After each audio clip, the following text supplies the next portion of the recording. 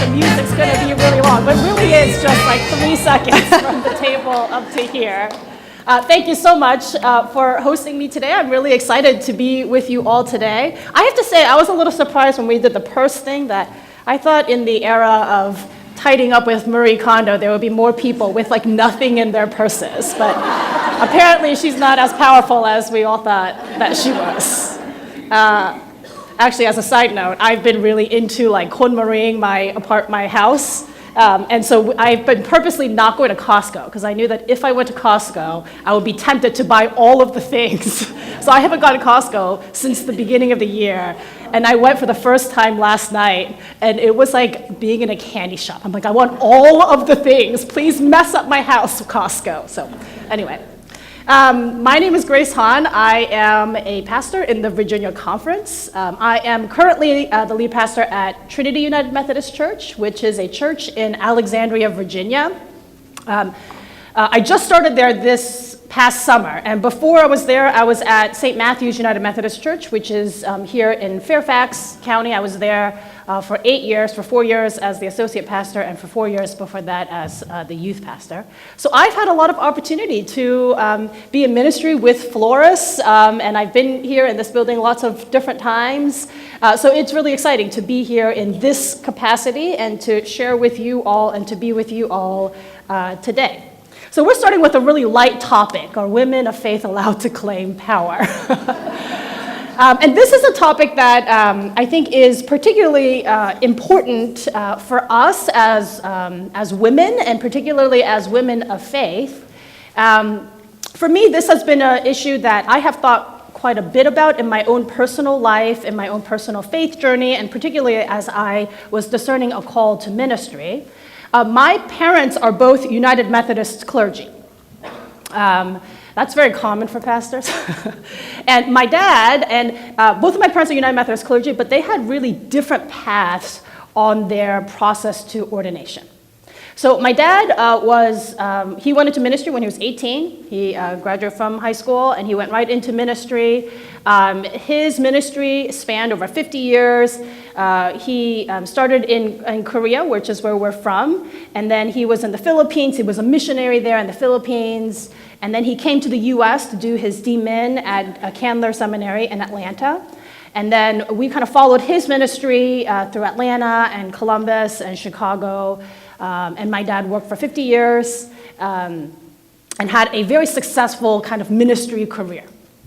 And what I kind of observed about his ministry was that he was always given spiritual authority without really having to work very hard for it, right? And he was really good at it. He was a really great pastor. He was a great preacher. And so he had spiritual authority kind of handed to him. My mom, on the other hand, felt a call to ministry when she was probably in college. But at that time, and for her generation of Korean Americans, there weren't women in ministry. That wasn't really a viable option. So she went to theological college and did kind of the next thing that you do if you're a woman and you feel called to ministry and you can't be a pastor, you marry a pastor. Although later on, my mom did tell me when I was telling her about discerning a call to ministry, she's like, Grace, if you can, don't go into ministry. But no matter what you do, never marry a pastor. There's nothing wrong with being a pastor's wife. There's nothing wrong with that, but it was a difficult life, and there were a lot of different expectations. So my mom married my dad, and she followed my dad in his ministry, and I kind of struggled in what that role looks like as a pastor's wife, what your kind of spiritual authority or spiritual power is in that role, if you have any, if it's just at the discretion of your spouse.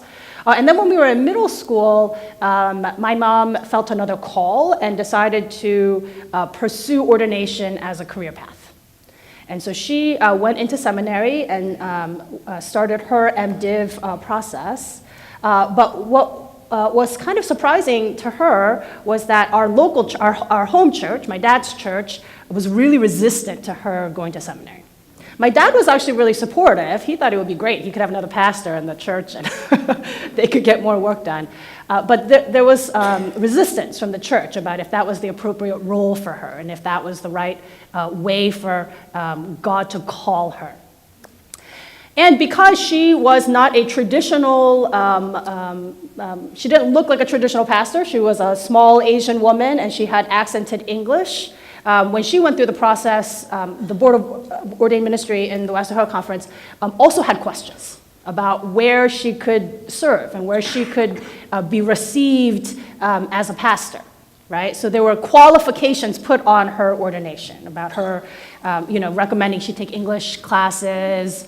And there were questions about, if you're not going to be received in the Korean church as a Korean pastor and in an American church, will people receive you because you have accented English, right? My mom was eventually ordained. But what I saw were these kind of two different processes of ordination, which is in some way a way of kind of legitimizing spiritual authority, right? Like when you're ordained, that is kind of, this is when you have spiritual authority, is when you're ordained, right? For my dad, who was given spiritual authority without really any kind of conditions put on it, handed to him, and my mom, who had to kind of fight tooth and nail to claim spiritual authority. So these were kind of the two models that I had in my life as I was thinking about what it means to claim spiritual authority, especially as a woman of faith. And for me, particularly as I discerned my own call to ministry, right? Because here's what else I found was that no one ever mistakes me as the pastor. So I will get now, like, if I go to a hospital, I'll get like doctor or lawyer now. The stereotypes for Asian American women have changed a little bit from my parents' generation. From my mom, I think she would get like nurse or cleaning lady a lot, and now I get, doctor or lawyer. But nobody ever guesses that I'm the pastor, right? And so there is a different way. I have to claim my authority in that way because no one's going to guess that for me, right? Like it's not going to be handed to me. It's not going to be assumed in the same way that it was for my father or for other men, right? I remember at my old church at St. Matthew's, one time our church did like a big rummage sale, and as part of that, we decided that we were gonna have greeters. So I was a greeter along with a gentleman who was part of the United Methodist Men. And he's a lovely, lovely gentleman. I love him to death. And he was probably in his like mid-60s, and he kind of looks like a pastor, right? Like what you would imagine in your mind when you're like, what does a white male, like good old boy Virginia pastor look like? It looks like this man, right? And he and I were greeting together, right? And what was so interesting was everybody assumed that he was the pastor, right? Because he and I were standing, I don't know what they thought I was, but everybody assumed he was the pastor. And he was really generous about it. He'd be like, oh no, this is our pastor, right? But that wasn't ever assumed about me, right? And so for me, in like just kind of a very practical way, it was a question of how do I claim my authority in that moment of being the pastor in that role and in that capacity. I could just kind of be angry and bitter about it, which I had every right to be, right? Like that kind of sucks that no one thought I was the pastor, right? And I had to like put myself out there to do that. Or I could claim my authority in a way that, with the kind of power that it came with, right? When you're ordained, one of the things the bishops will tell you is claim thou authority, right? And so that became a question for me about how do I do that? Like what does it look like for me, for somebody who might not necessarily be handed authority, to claim that authority? And what does that authority look like for me? And what we actually did, just very practically in that situation, was Tom and I switched places. So I was the first person that greeted. And then I could say, hi, I'm Pastor Grace, welcome to St. Matthew's, right? And then I could kind of control what that narrative looked like a little bit in that moment. So that's what I want to talk about today, of what it means for us to claim our power. I want to re-examine a little bit how we think about power, because I often think that in our world and in our culture, we have these kind of unhealthy understandings of power. And as a result of that, we are a little reluctant or hesitant to kind of claim power in the same way. So that's what I want to talk about today. Let me see if I... Look at that. Here's my first slide. Okay, so what I want to start with is thinking about if power is good or bad. I think often when we think about power, and especially let me just take a poll. If I was just asking you, is power good or bad? Don't overthink the question. If you think it is good, raise your hand. If you think it is bad, raise your hand. Okay, it's a little more divided than I thought.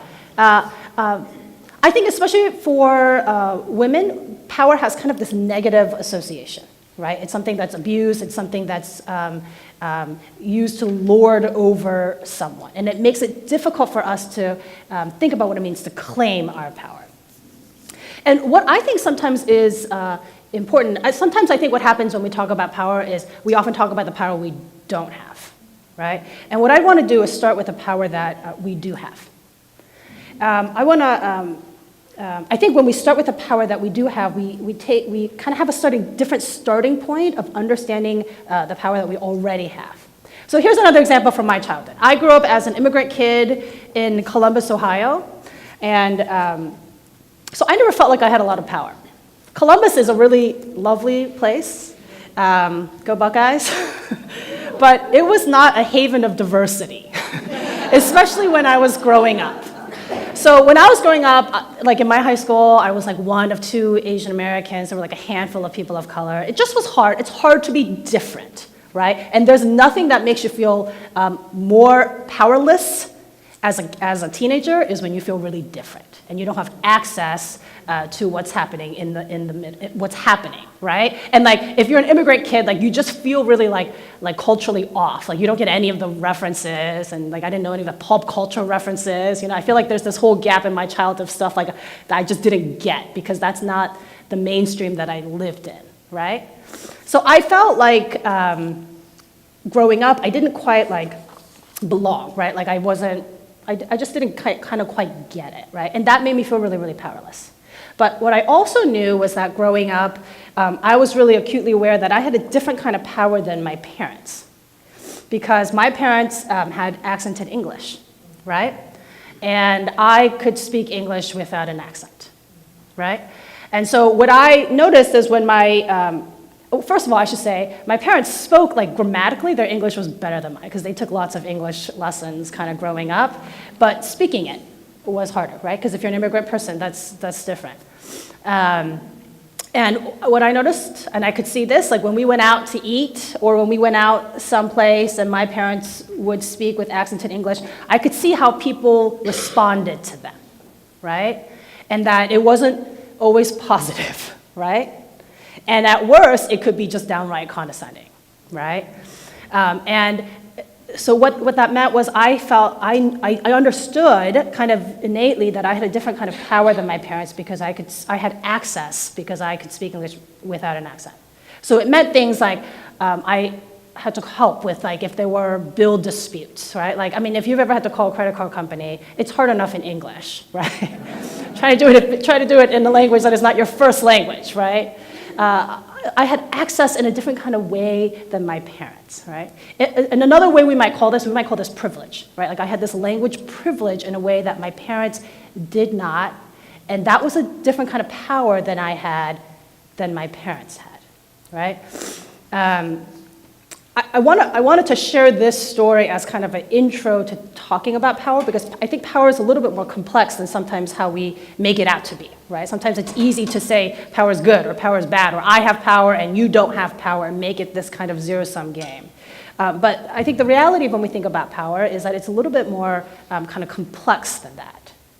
So I think what I'd like to do is just ask you to spend like 3 or 4 minutes turning to your table and asking this question.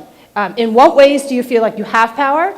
And in what ways do you feel like you don't have power? And just have a little conversation at your table. Go.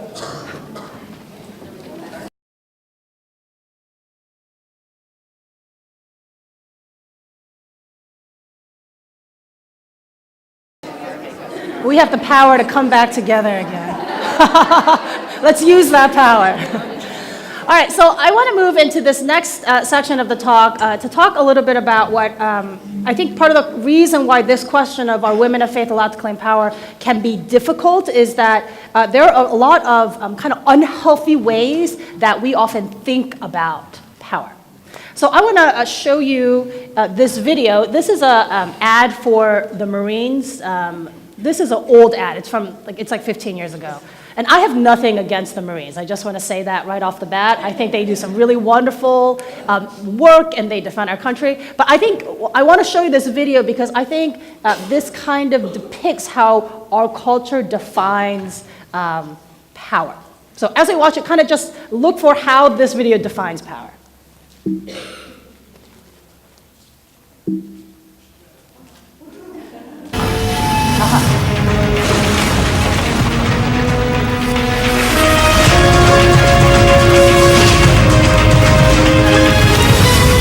passage is intense, but if you complete the journey, you will find your destiny among the world's greatest warriors.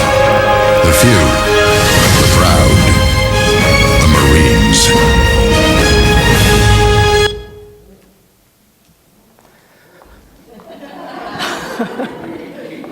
It feels a little antiquated now. Actually, if you watch more recent ads for the Marines, it's a lot different. They've changed a lot with the times. But I think this kind of encapsulates in some ways the way our culture often defines power. So tell me, you can just shout it out. Like, what did you see in this video about how the video kind of talked about power? Physical power. Physical power. Yeah, I heard physical power, yeah. Masculine, maybe we should raise our hand. So I heard physical power. I heard masculinity. Yeah.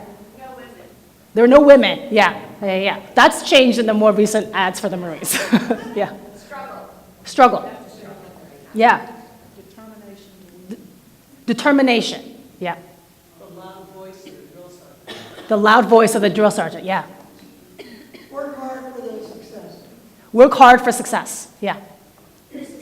Persistence. Yeah. Pride. Yeah. Discipline. You have to complete the journey in order to be successful. Like there's a goal that you have to reach, right? Yeah. Tough. Risk. Yeah. Elite. Yeah. Very similar to being superior, or you are superior. Yeah, it was really interesting that there was only one man at the top of the mountain, right? Yeah. Others, yeah. Accomplishment, yeah. Yes? That power is selective. Power is selective, yeah. Yes? Only a few have it. Yeah, so this wasn't a bad video. Like, I got a little bit of the feels when I watched it too, And there's something really kind of powerful about seeing this man conquer this mountain. So in itself, it's not a bad thing. I think we use some words like discipline and tough and persistence that are really positive ways to think about power. But the other thing that I saw, and I think some of you named this, was that there was one man at the top. Right? And he was doing it kind of by himself, right? And when he reached the top, the ad for the Marines is the few, the proud. The Marines, yeah. The few, the proud, the Marines, right? That it's not for everyone, right? Like there are a few select few, the elite, somebody said, that can kind of reach this goal. And I think often that's how we think about power, that it's kind of this zero-sum game, right? Like there is one or few people that have power, and everybody else is kind of the mediocre people who didn't make the cut, right? That's kind of often how we think about power. There are also, I think somebody said masculine, and there's often obviously kind of an undertone of masculinity that is associated with power because there's this physical prowess and this physical strength in a way that is different than women, right? And that certainly is kind of a part of the way we talk about power.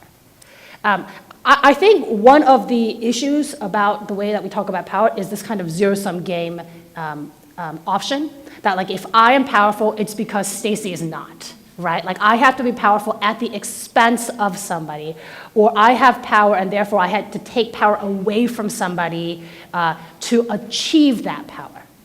And I think that is a really, really dangerous and unhealthy way of understanding power. And I think it's important when we talk about power to talk about when power is abused.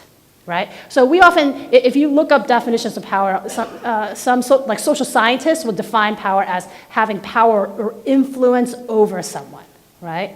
And often that influence is abused or mistaken as control, right? So when I was after college, I worked in the domestic violence world for several years.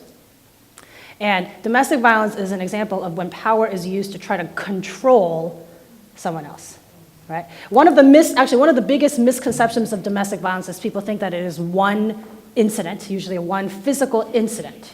Actually, domestic violence is a pattern of behavior that exerts power and control over somebody, right?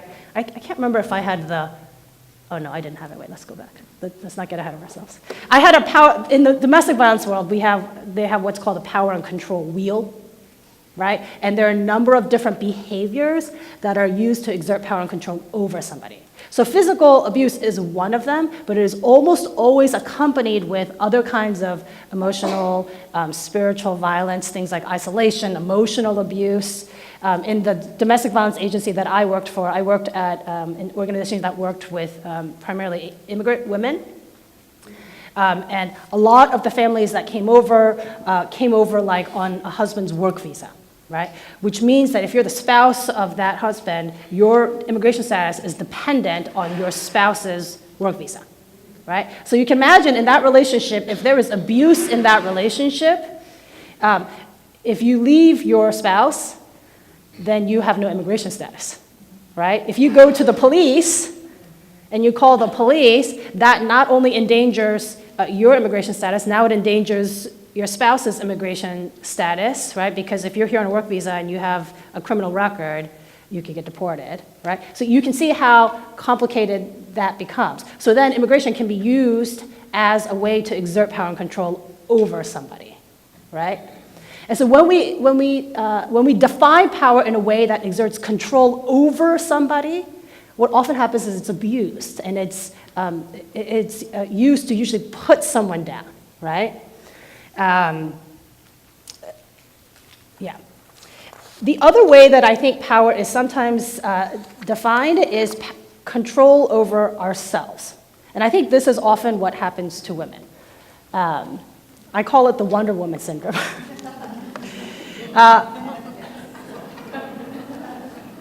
This is one of my favorite memes of all times. I think the power over somebody is often a trap that a lot of men fall into. Not women fall into that too. Like we manipulate and are mean just as men are, like let's just claim that. But what I often also see is like for me, the way I tried to have power in my life was to have control over everything, right? So I try to do everything right. I try to be perfect, right? This is kind of the trap of perfectionism. I thought that if I got really good grades and I got into the right schools and I did all of the right things, then I would have power because I would have at least legitimacy and control over what was going on kind of in my life, right? But what I found was that being perfect actually didn't make me feel any more powerful. It actually made me feel less powerful, right? Because now I became less confident. One of the risks of perfectionism is that you take less risks.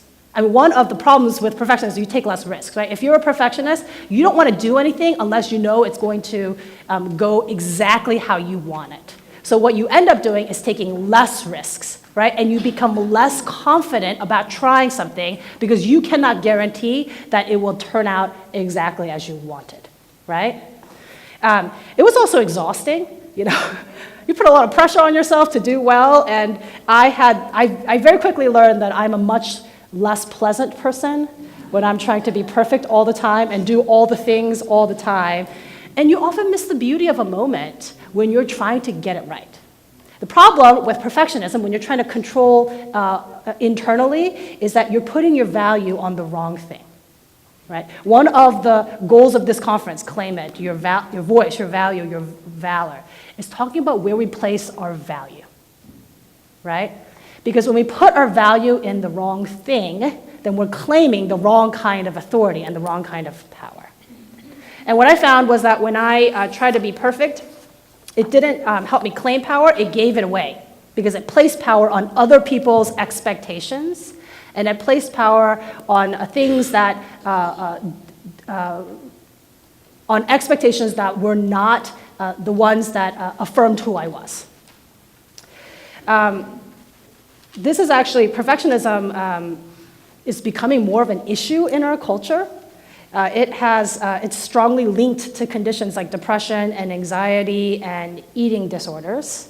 And I read a little bit of studies about kind of the rise of perfectionism, especially among millennials. And they found that since 1990s, millennials are struggling with perfectionism more than previous generations. And there's a fear that over time, how that's going to affect mental health and in particular resilience, right? Because what happens if you're a perfectionist is that you don't want to keep trying, right? And what I see, I have young children. I have a 5-year-old and a 7-year-old, and if you know, one of the hardest things about being a parent is seeing like your own sins on your children, and you're like, I know where they got that. They got that from me.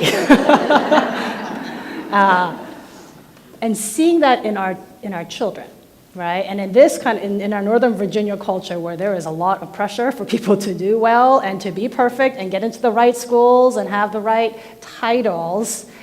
Seeing how that's affecting our children. Because what I see is that they're becoming less resilient, right? Because when they mess up, it's harder for them to pick themselves up and keep going, right?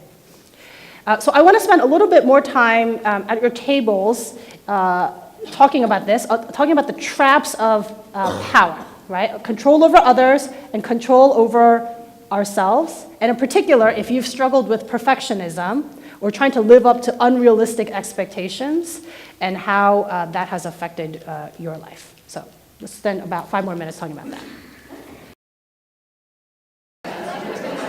You have about another minute or two, so you can start wrapping up your conversations.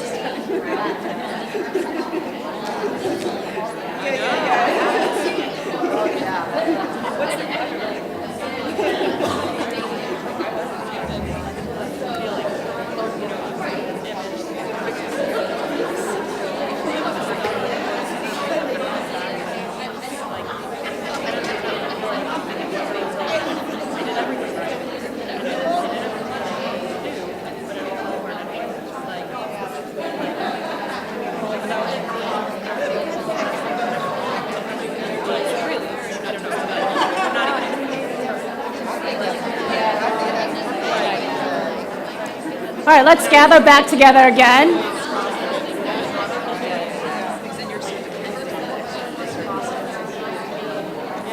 So now that we have talked a little bit more about I think, the unhealthy ways that we perceive power as a zero-sum game, power as control over someone else, or power as control over ourselves.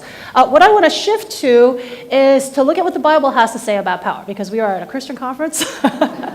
And here's a clue, there's something kind of cool in the Bible about power. And that's kind of what I want to spend our next little section at of our time. I think one of the things that I want to be a takeaway of our session today is that it's not really about whether or not power is good or bad. It's about how we use our power, right? Like that's really what I want this session to be about, right? Because there are lots of examples of good power, lots of examples of bad power, but often the issue that we have is that we don't have the right relationship with power, which then changes our relationship with it.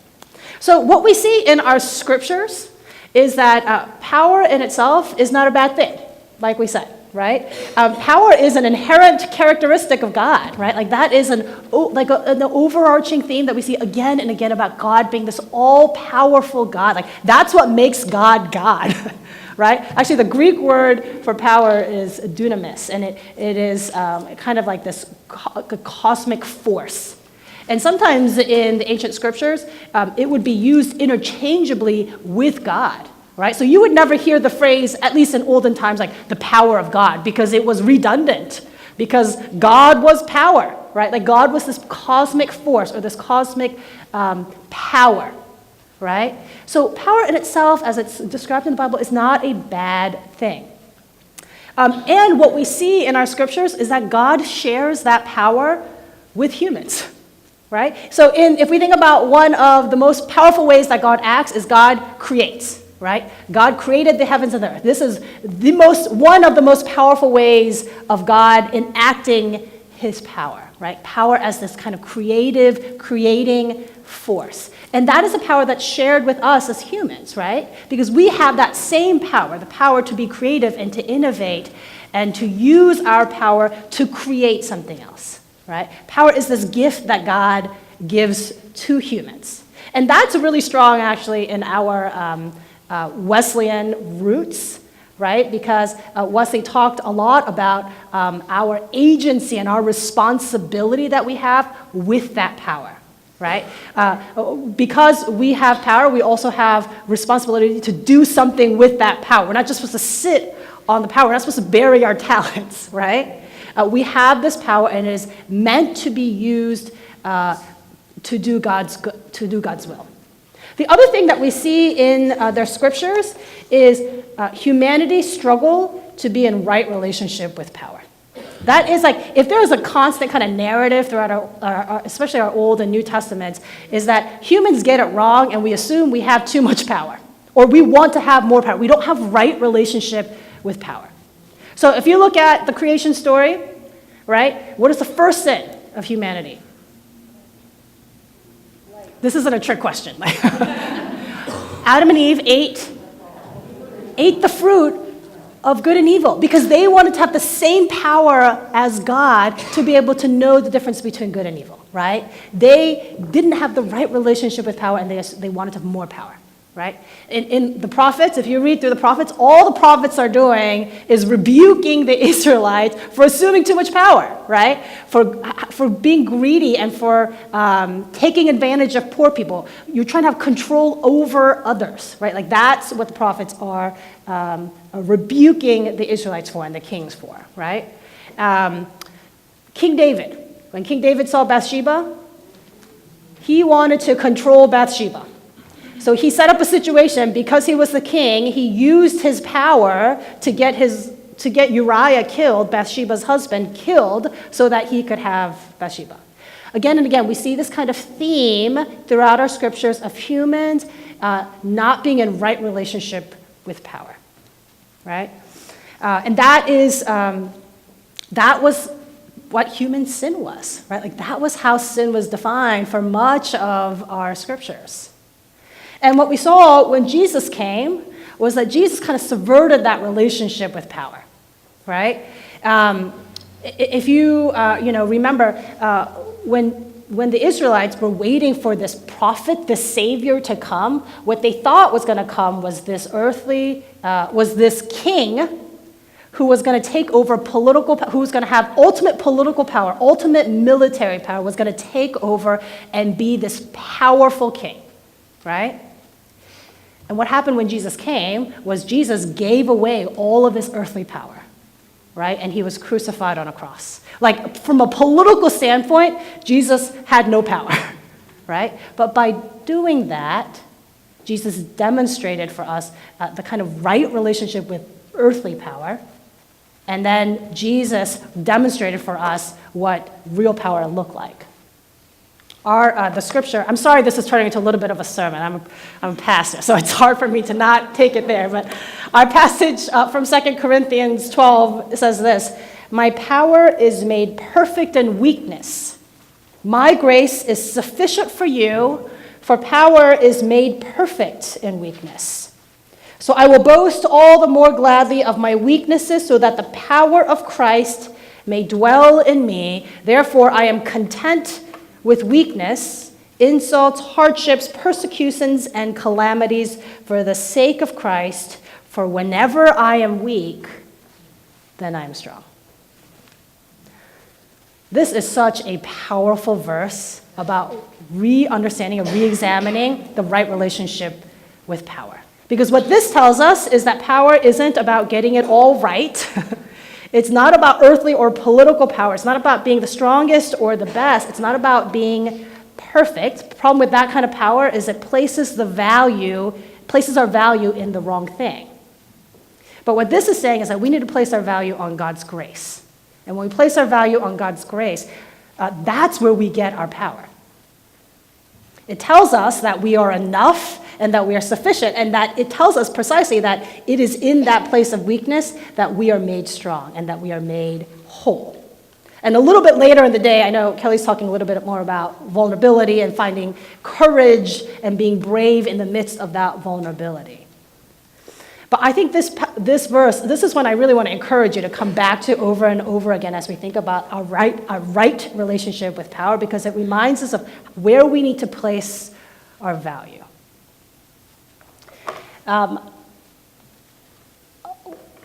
I want to kind of end our time together, and then we can have a little bit of Q&A, is we have to place our value in the right thing. Otherwise, we're not going to live the life that God intended for us. One of the things I talked about with fear of the trap of perfectionism is what happens when we try to control ourselves is that it makes us afraid to fail. Right? It makes us not want to take risks. It makes us not want to live the life that God intended for us because of this fear that we're going to lose control or we're going to lose that power. And the problem with that is that that's not the kind of life that God called us to. Right? The other narrative that you see in the scriptures is that God continually calls us to take risks in our lives. Right? All of the call stories in our scriptures is God telling us to go out and go do something. Right? When God makes covenants with the Israelite people, it's to go and take these bold risks.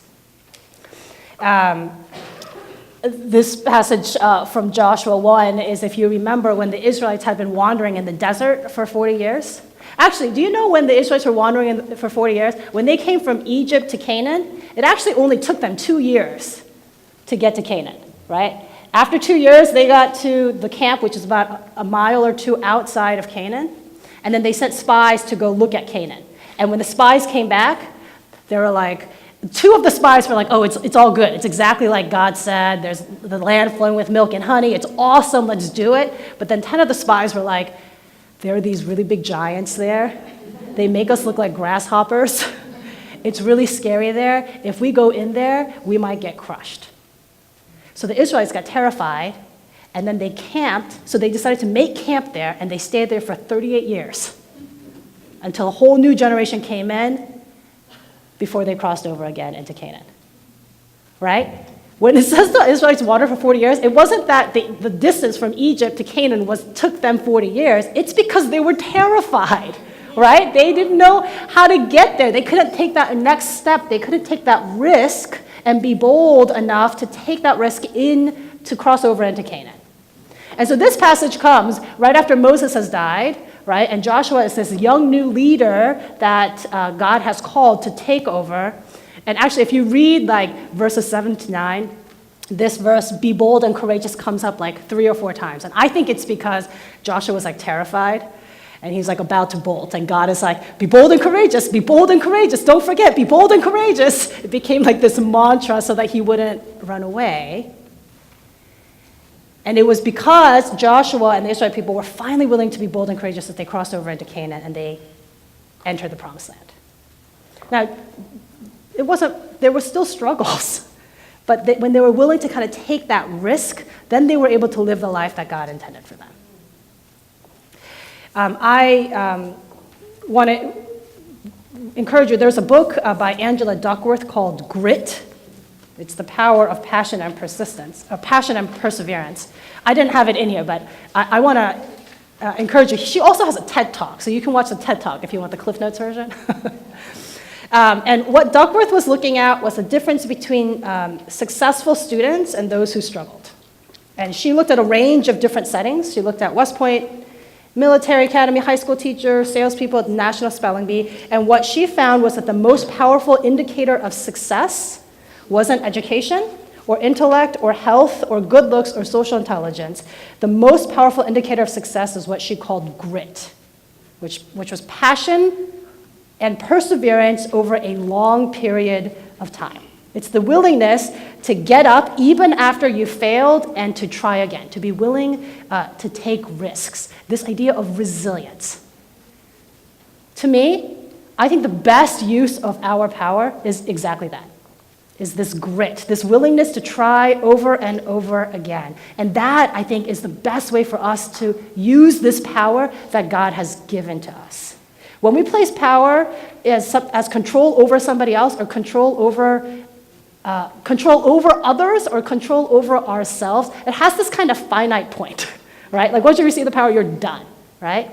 But I think when we do that, we take away the real power that God intended for us. And that power was this resilience to kind of keep trying and to keep going, to use grit, as Angela Duckworth called it.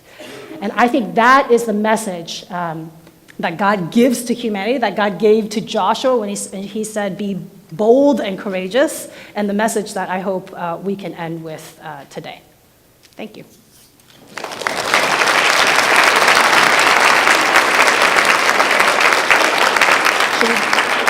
Sure, we have, I think, a few minutes to do some Q&A if people have questions. We're going to put these heels to use, y'all. Thank you very much. Hang on a second. I'll just yell. Thanks. Can you help to sort of reconcile the when I'm weak, I'm strong, and be strong, be courageous? There's two very different messages, and can you just help kind of tie those together so we know how our Christian lives, we can establish ourselves as, humble and weak, knowing that God's strength is with us, but in the workplace, in the world, in society, we're trying to claim some kind of power. Yes, yeah. One of the books I recommended in the book list was a book by Henry Nouwen. And if you guys know Henry Nouwen, he is now he has passed, a Catholic priest and teacher. He wrote a book called The Wounded Healer. And the Wounded Healer was kind of revolutionary in the way we thought about our wounds and our pains. And the way he was saying was, we often think of our wounds as something that makes us weaker, right? But it is actually precisely in those wounds and those vulnerabilities that we find our strength. And that just because you're wounded doesn't mean that you cannot use that to heal others. I think I understand I hear your question as, I think what you're saying is, yes, that's true, but how do I assert myself in the workplace at the same time? Right? And that's, I think there's an inherent tension in that. I think I want to name that inherent tension. I think what it also means is that you don't have to use the same tools that have been used in the past to create your own story. So here's another example. Like you remember David and Goliath, right? When David was going to fight Goliath, King Saul gave him like all this armor.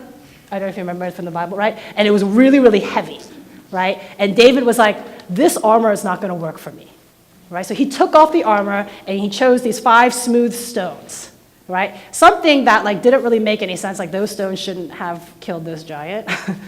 But he used something that he knew was going to work for him, and that's what defeated Goliath, right? I think for me, when I read that story, it's saying, for me as a woman in the pulpit, the same things that worked for my dad are not going to work for me, right? And nor should I assume that they will, right? And I have an opportunity to kind of claim and know what my stones are going to be, my armor is going to be, that may have looked a little different from my dad, and to give myself permission that that is what I need to lead with, right? I think I think that idea of using our vulnerability, using our weakness, like, okay, here's a more practical example, right? When I preach, I try to be pretty open and honest about the struggles that I have faced, right? I think in the generation before me, there was this sense that like pastors shouldn't talk about weakness. Pastors should always be strong and should always be the hero of the story, right? I have personally not found that particularly helpful.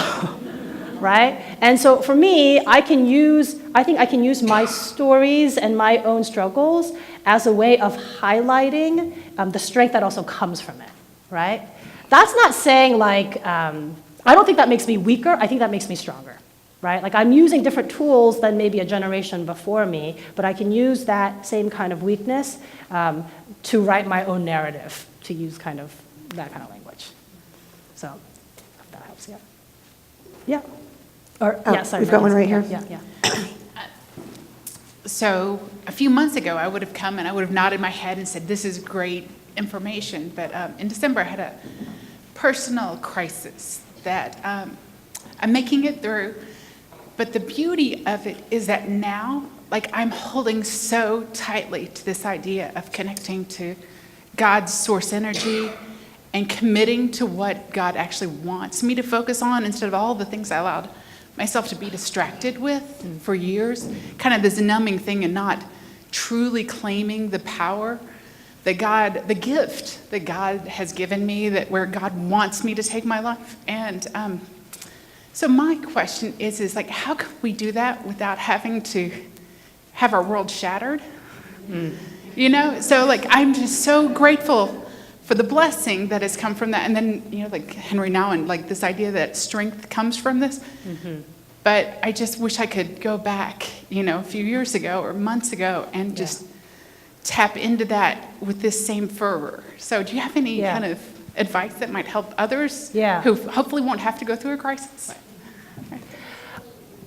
I think, thank you for sharing that. And we'll be praying for you as you heal and recover from crisis.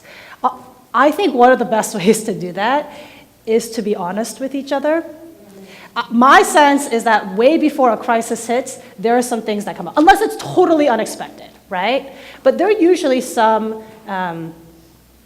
warning lights that go off for us. And the problem with the Wonder Woman syndrome is that there's no room for that, right? You take it all on and you don't talk about it until you reach a point where you just collapse, right? I think one of the powers of a conference like this is that there needs to be these moments where we're a little bit more honest with each other about how we're struggling or what's going on with us, and realizing that most likely there's somebody else at your table that's struggling with the same thing, right? And being able to kind of proactively talk about that may not fix the issue, but now you have this emotional support of people that can walk with you. So that when that next warning light comes off, you have somebody that you can talk with, or you have people you can connect with. And that sounds really easy, but it's so hard to do. It is so hard to do because you get busy and life is crazy and you don't think about it until you can't not think about it anymore, right? So before we get to that point, what are the ways that we can really be honest with one another about that, right? Yeah. Let's take one more question, then we're going to go to a break. But we will have more time for more questions. So just because your question doesn't get asked or answered right now doesn't mean that it's over. Okay, we have all day. Would you say that the statement is still accurate if you replace the word weak with vulnerable? So when you are vulnerable, you are strong. Because I feel like language, I think we get stuck on that a lot. And I think weak just sounds, I think, in our culture as a very negative thing. Yeah. And it's the opposite of strong. Yes. Whereas vulnerable, you are open to, you know, like your shell's not on, so you could get injured. Yeah. But I think if being vulnerable is kind of like what you've been saying of, you know, the honesty and putting yourself out there and daring greatly, and the whole Brene Brown business. That's another great TED Talk, The Power of Vulnerability, Brene Brown. So would you say, though, that that's similar, or the idea of that? Absolutely. Actually, when I was preparing for this talk, it was really interesting how important language became in this, because some people really just didn't like the word power at all and would just like stay clear of it and would use strength as instead, or resilience. And those are also good words, but part of what I wanted to do was actually look at power in particular, intentionally, right? But I think you're right. There's all these weird weighted moral values placed on words like strength and weakness that sometimes makes it hard to claim those words in particular, because if you say, I'm weak, it makes it sound like, you know, you have low self-esteem and you don't love yourself, right? And that's not what this passage is saying, right? And vulnerable is a way that we can kind of claim that and say, get to, I think, what this verse was trying to get more at, about being more open to sharing the vulnerabilities of your life, right? And that doesn't make you weak per se, right? So yes, yeah, thank you. Can we just give Grace a round of applause? Like a thank you? Yeah. Love that, yes.